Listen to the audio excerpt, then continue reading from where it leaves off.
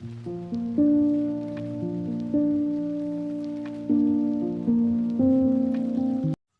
वालेकुम व्यूअर्स, कैसे हैं आप? उम्मीद करती हूँ खैरियत से होंगे। स्टडी विद बीआरडी में आप सबको खुश आमदीद।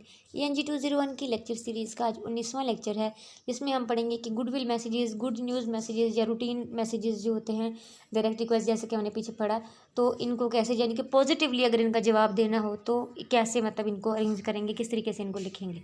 ठीक है, तो अगर हमने पॉजिटिवली कोई जवाब देना है तो कहते हैं कि इसको करने के लिए जो शुरू ही आप उस इंफॉर्मेशन से करो जो आप देना चाह रहे हो, यानी कि मोस्ट इंपॉर्टेंट जो आपकी गुड न्यूज़ है वो सबसे पहले लिखो। ठीक है, फिर उसकी नेसेसरी डिटेल्स लिखो और फिर उस आखिर में जो है कर्टियस क्लोज, एक शाइस्तगी से वो फेवरेबल गुड वाला एक क्लोज कर दो। ठीक है, तो जो मेन आइडिया आपने स्टेट करना है उसमें आपने वो इन्फॉर्मेशन कन्वे करनी है जो आप कन्वे करना चाह रहे हो। ठीक है, और उसके बाद जो है मतलब इस तरीके से करो कि मतलब एक फेवरेबल एटीट्यूड और फेवरेबल रिस्पॉन्स हो आपके ऑडियंस का आपके लिए। ठीक है, आप इसकी एक मिसाल देखें यहाँ पे कि आप एक चीज़, आप एक बंदे को कहना चाह रहे हो कि ठीक है आपको ये जॉब मिल गई जिसके लिए आपने अप्लाई किया था, तो एक तरीका ये है कि आप ये कहो कि मुझे आपको ये बताते हुए बड़ी खुशी हो रही है कि इस पूरे मैटर को केयरफुली देखने के बाद हमारी पर्सनल कमेटी जो है उसने ये रिकमेंड किया कि आपको ये जॉब दी जा रही है। अब ये देखो, बात तो वही की है उसने कि जॉब दी जा रही है, लेकिन कितना लंबा चौड़ा कि मुझे बताते हुए खुशी हो रही है और हमने इतना किया फलां के फलां की। नहीं, डायरेक्टली बोलो कि you have been selected to join our film as a staff accountant starting from 20 March, कि आपको स्टाफ अकाउंटेंट के तौर पर हमारी फिल्म में रख लिया गया है, 20 मार्च से आपकी जॉब शुरू हो जाएगी।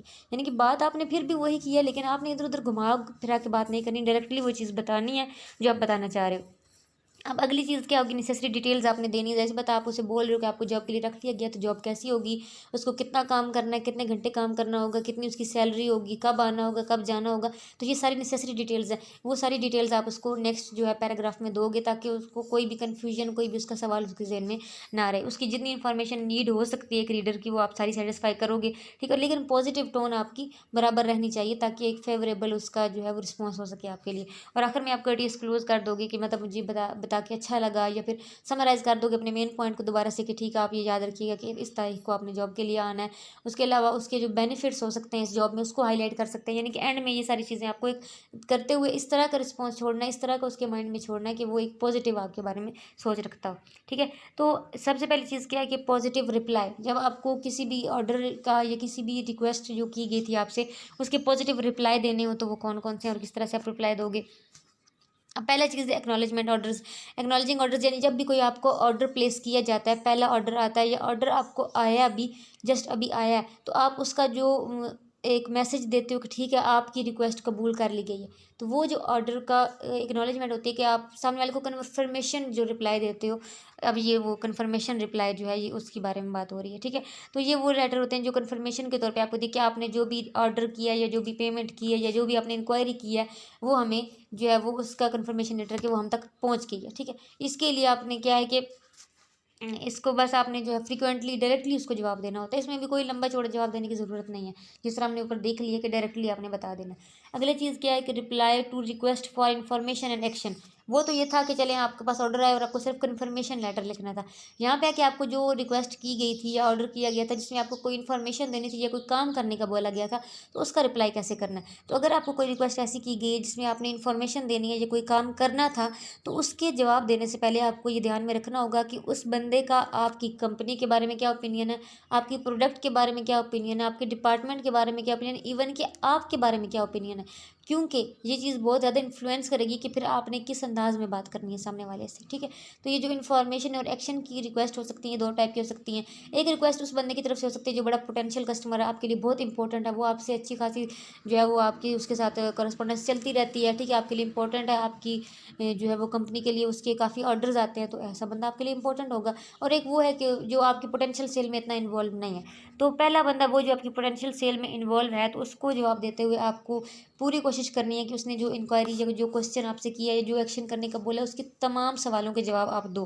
उसके अलावा आप साथ साथ उसको इस तरह इनडायरेक्टली इंकरेज भी करोगे कि वो फ्यूचर में आपके साथ अपनी जो है वो सेल बनाए रखे। ठीक है, और आपने इस तरीके से अपनी उस रिक्वेस्ट जो लिखी जा रही है उसको ख़त्म करना है कि आपका गुड इंप्रेशन हो, आपका भी और आपकी फिल्म का भी एक गुड इंप्रेशन हो आपकी रीडर पे।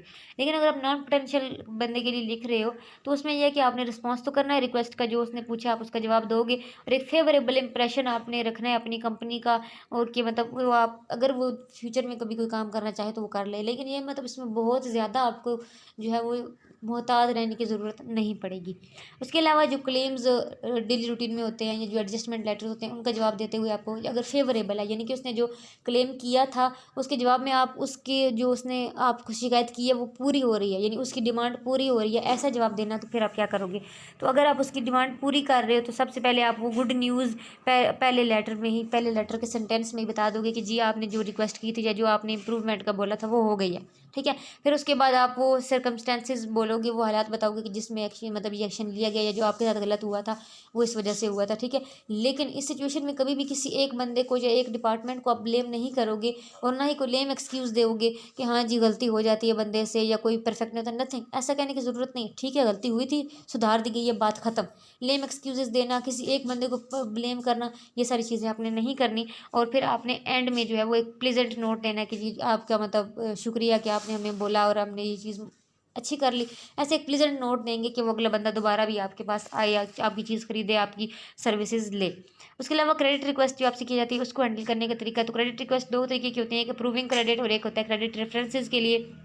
अगर आपको क्रेडिट अप्रूव करवाना है तो मतलब अप्रूव कर रहे हो, आप किसी का क्रेडिट अप्रूव कर रहे हो तो आप इसमें जो है मतलब क्रेडिट अप्रूवमेंट जो है वो बिगनिंग होती है किसी की बिजनेस रिलेशनशिप आपके कस्टमर्स के साथ, वो आपके साथ बिजनेस रिलेशनशिप करना जा रहा है, ठीक है। तो आप इसका गोल क्या होता है कि आप कन्वे करते हो नेसेसरी इन्फॉर्मेशन कि वो आपकी जो है उसके लिए साथ गुडविल बन जाए। तो अब अप्रूव करने के लिए क्रेडिट रिक्वेस्ट आपको क्या अप्रोच यूज़ करनी है कि ओपन करो, गुड न्यूज़ के साथ ओपनिंग करनी है, आप बता रहे हो उसको कि आपका क्रेडिट अप्रूव कर लिया गया, ठीक है। फिर उसके बाद आपने एक्सप्लेनेशन देनी सारी क्रेडिट अरेंजमेंट्स की कि किस तरीके से हमारा निज़ाम चलेगा और क्लोज़ करना है ये सोच दे मतलब इस टोन के साथ कि आपको हमारे साथ बिज़नेस करते हुए या मेरी फ़र्म के साथ बिज़नेस करते हुए क्या-क्या बेनिफिट्स मिलेंगे, ठीक है। यानी कि रीसेल इन्फॉर्मेशन आप दोगे कि दोबारा आप चीज़ खरीदोगे तो आपको ये मिल सकते हैं, ये प्रमोशन वगैरह जो भी चीज़ें आपकी हो सकती हैं। क्रेडिट रेफरेंसेस क्या होते हैं कि कोई बंदा आपसे जो किसी एक बंदे की इन्फॉर्मेशन आपसे माँगी जा रही है, किसी ऑर्गेनाइजेशन की माँगी जा रही है आपसे इन्फॉर्मेशन कि ये बंदा या इसका या इस ऑर्गेनाइजेशन का क्रेडिट रिकॉर्ड कैसा है, कि क्या ये पेमेंट अगर इसको लोन वगैरह दिया जाए तो टाइम पे करता है या नहीं। तो ये जो इन्फॉर्मेशन आपसे रेफरेंसेस मांगे जा रहे हैं, क्रेडिट रेफरेंसेस, तो वो अगर आपसे कोई मांग रहा है और आप उसकी क्रेडिट रेफरेंसेस दे रहे हो तो ठीक है। आप फिर मतलब ये इसलिए मांगे जाते हैं कि एक मतलब बंदे की या फिर उस जो है वो एक ऑर्गेनाइजेशन की वर्दीनेस पता चल जाती है। आपको पता चल जाए जैसी बात एक बंदे के बारे में या एक इदारे के बारे में कि हाँ जी ये इसका क्रेडिट हिस्ट्री जो है वो प्रॉपर है, ये टाइम पे आके पेमेंट करता है, सारी ऑब्लिगेशंस पूरी करता है, तो ज़ाहिर सी बात है आप उसके साथ एक अच्छे तरीके से बिजनेस कर सकते हो। तो क्रेडिट रेफरेंसेस इस वजह से होते हैं। तो ये थे हमारे आज के पॉजिटिव रिप्लाइज़ के बारे में कि पॉजिटिव आपने रिप्लाई करना हो तो ज़्यादा डिटेल्स में जाने की ज़रूरत नहीं है। सबसे पहले आपने गुड न्यूज़ देनी है, फिर उसके बारे में नेसेसरी इन्फॉर्मेशन जितनी हो सकती है देनी है और आपने एक आखिर में एक पॉजिटिव सा क्लोज कर देना है। तो ये हमारी आज का लेटर जो है वो आज का टॉपिक था। कोई भी कन्फ्यूजन हो तो आप उसमें मुझसे कमेंट बॉक्स में पूछ सकते हो। अगर अच्छा लगा है तो लाइक करें, शेयर करें, चैनल को सब्सक्राइब करें। दुआ में याद रखिएगा। अगली वीडियो तक के लिए अल्लाह।